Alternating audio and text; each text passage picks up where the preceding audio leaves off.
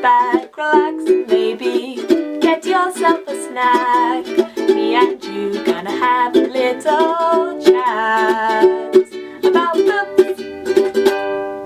Hey guys, so I'm back again for another of the SPFBO finalists reviews, and this review is about The Fall of Erlon. This book was a pretty easy read. It's a military story, which is definitely not my favourite of fantasy genres, but it definitely has a quick feel to it. So even though it is military, it definitely feels easier going. It's short and sharp and quite quick to get into. We follow a world in turmoil, don't we always?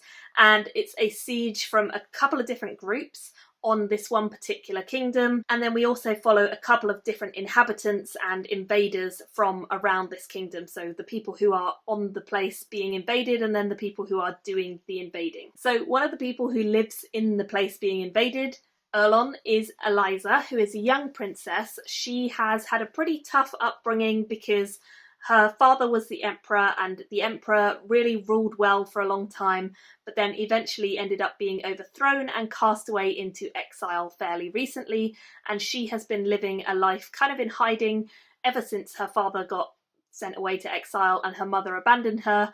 So she's kind of had a pretty tough upbringing, and she's still relatively young when we pick up her storyline. She's like a young woman, just kind of starting out on her adventures and not really sure what she wants to do or where she wants to prove herself, but definitely feeling as though she has been wronged by her father being shut away and she's not quite herself anymore. I enjoyed her as a character. I think she's young and she's feisty, and she definitely has a spark to her that was easy to get behind as a main character. I do think at first she feels quite naive, but as the story goes on, she does develop and she does have a bit of a character arc over the course of the book to learn a bit more about her place in the world and where she can help and where she can go with her storyline. So I enjoyed seeing her grow as a character. The other main character that I want to mention is Prince Rapp.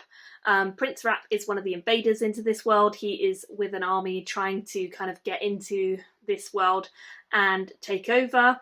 He's a horrible character. I didn't like him at all. I don't think you're meant to like him. He's very pompous and stuck up and just thinks the world of himself and doesn't love his mother very much and doesn't really care about people around him that much. And he's a bit of an ass, to be honest. I didn't enjoy his character at all. I think he's written intentionally that way by the author. I don't feel as though it was a mistake. Like, I do feel like he's meant to annoy you and he's meant to be this arrogant kind of character. His plot did have some interesting points to follow, and I think there are some moments that you definitely need him to be the character he is to get to the plot point.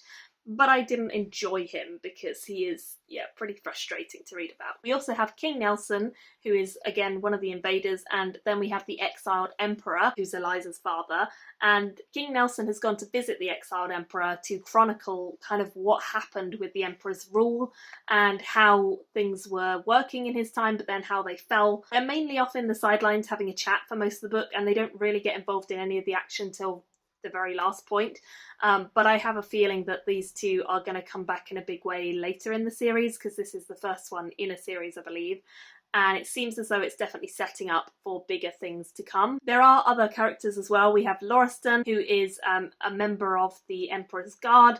We have a drunken old fool at a pub who is apparently the guardian of Elisa, and these two kind of come into play a little bit further in. You start to understand their characters more as the plot goes through. I won't talk too much about them because you find out a lot about them in the actual story, but they're sort of slightly more minor characters who still play a fairly big role. Overall, it's definitely got magical elements. There are these godlike beings who can appear to some of the characters as kind of apparitions. They can appear and they can kind of direct the characters. So both Rapp and Eliza both end up kind of seeing these apparition gods who tell them what to do, and it's kind of up to them if they follow it. But of course, if you get advice from a god, you probably should follow it, unless they're a bad god, but how do you know that? It's tricky. There is also sorcery and a sorceress in this book, although we don't see a huge amount of like on-page magic, but it is mentioned that there is magic in this world in a big way, and presumably again this is something we'll see a little bit more in later books because we didn't see a huge amount of it in this particular volume. The characters do have guns and weapons, so it's a little more modern than sort of typical fantasy. I'd say it's a bit more Flintlock in style. As far as the plot, it is easygoing, but a little bit predictable in places, I think. But I did feel as though it was a little bit inspired by Flintlock fantasy and a little bit inspired by other military, so it didn't feel super original to me.